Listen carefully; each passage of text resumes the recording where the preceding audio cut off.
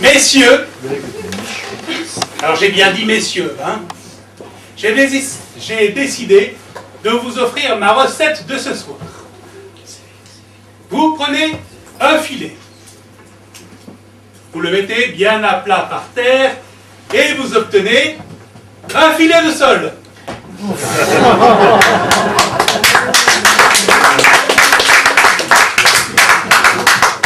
Vous aimez la carte, vous avez déjà de la carpette. Maintenant, si vous préférez le caviar, réfléchissez. Hein. Après tout, le caviar, ça n'est rien d'autre que du poisson pané.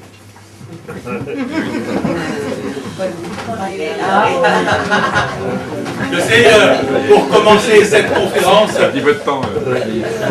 C'est des retours. Pardon? Pour commencer cette conférence, j'avais prévu une entrée originale. Je sens bien que mon entrée tombe à plat et me dessert. Et je n'ai pas d'entrée de secours. Vous aurez beaucoup de mal à voir mes paroles, vu que je mâche pas mes mots, mais que je les avale à moitié. Et je n'ai pas d'entrée de secours. Remarquez, déjà il existe plusieurs manières de mâcher ses mots. Un de mes amis poètes me disait quand j'ai quelques vers en bouche, je passe mon temps à mastiquer les pieds.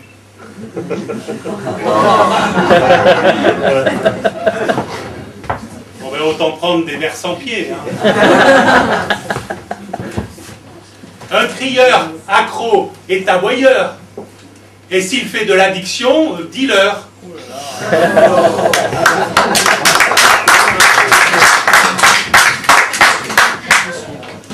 Un peintre qui veut évoquer une amourette croque sa mie et laisse sa croûte. Ah, la peinture, cacher des coucheries sous un vernissage. Un marin à terre qui prend son express en essuyant un grain montre son goût pour la mer. Ah oui. Petite devinette. Quand un marin jette-t-il de l'encre? Quand on lui demande des pâtés. Vous voyez finalement, hein, on en revient toujours à la nourriture. C'est justement le sujet de notre conversation. La cuisine, plus exactement la cuisine au masculin, le cuisine devrait-on dire. Messieurs, vous êtes tous convaincus que l'épanouissement même de la femme nécessite qu'on lui réserve tout ce qui concerne la cuisine. Pour s'en convaincre, d'ailleurs, il n'est qu'à les écouter nous parler de leur homme idéal.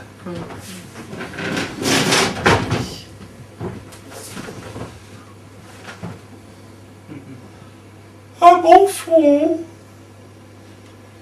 une bonne pâte,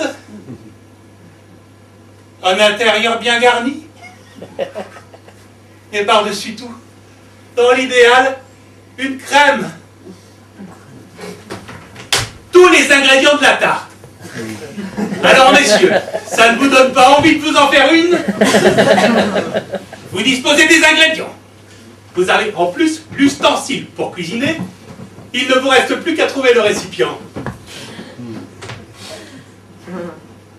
Ne me dites pas que ça vous fait peur. Que sont toutes ces crèmes d'hommes qui ne savent plus où se mettre?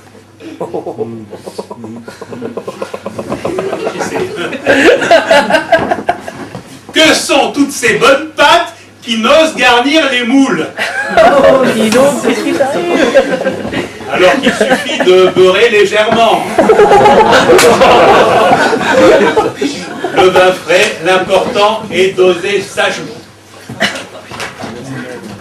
La bonne pâte est faite pour être levée. Et le bon fond pour être relevé.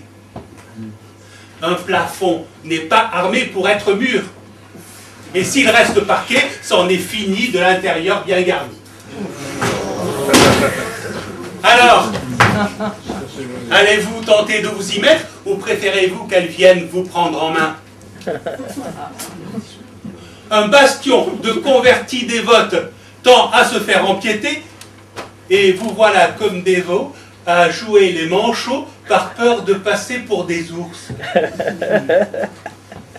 Mais les femmes aiment les ours. Elles espèrent y trouver leur grizzly. Alors je vous explique. L'homme et la cuisine, c'est l'histoire d'une vieille rencontre. À l'aube de l'humanité, le premier homme se plaignait. Rien à se mettre sous la dent. C'est alors qu'arriva Ève, la première tarte aux pommes, qui de son côté cherchait quelque chose à se mettre tout court. Afin qu'ils aient l'idée de consommer ensemble, Adam fut pourvu d'une petite faim et Ève d'un petit creux, conçus pour se combler mutuellement. Bon ben, arriva ce qui devait arriver. Ève fit croquer sa pomme à Adam, qui, en échange, fit goûter sa poire à Ève, histoire d'arroser l'origine de l'humanité. Depuis, les hommes et les femmes entretiennent des relations très culinaires, qui ne sont plus d'ailleurs uniquement axées sur la tarte. En fait, la tarte aujourd'hui est très critiquée. Je crois qu'on lui reproche surtout sa tendance à se partager, en fait. Mais aussi, tout le monde veut y goûter. Combien de gros bras se sont retrouvés au bout du rouleau pour une pâte fine? Ils devront se contenter d'un petit modèle au grand caractère. Mais un modèle n'est pas toujours un exemple, hein. Les plus copieuses n'auront nul besoin de l'imiter. Au contraire de la tarte, la galette participe d'une nouvelle recrue d'essence. Sous une couverture légère, elle cache la plus moelleuse des couches, dans laquelle la gourmandise joue le rôle du traversin. Alors que vienne la date ou l'amandine, juste le temps de se mettre à l'amande et filer. Messieurs, ne vous déplaise, pour les femmes, la gourmandise, c'est nous.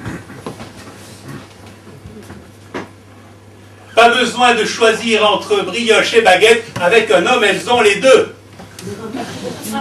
Elles ont même parfois droit à la baguette magique, vous savez, la baguette qui tourne en brioche, hop.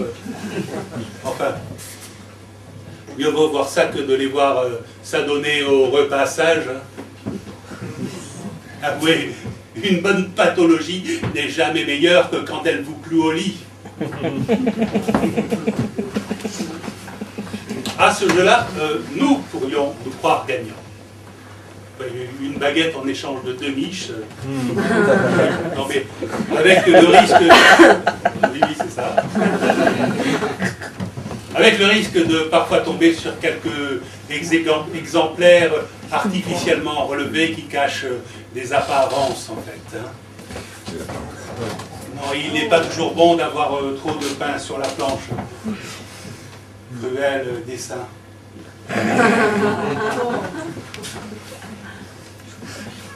Le problème aussi, c'est d'offrir une baguette aux noix à celle qui espère une baguette au lardon. Voire carrément la bague. À vous de voir alors si vous aurez cœur à leur ôter le pain de la bouche ou si vous vous sentez déjà trop mordu. Peut-être le signe que vient un nouveau temps. Le temps où l'ami que l'on trouvait aéré de part en part se retrouve plus serré, cachant un vrai cœur fondant sous un effet craquant. Le temps où l'on se sent assez chaud pour l'adorer sans craindre de faire un four. Où l'on n'a plus peur du fond qui attache. Où l'on se retrouve allumé quand c'est elle qui vous inspire. Le temps où pour un instant l'effleurer en espérant l'effeuiller. On pourrait lui offrir un bouquet de senteurs.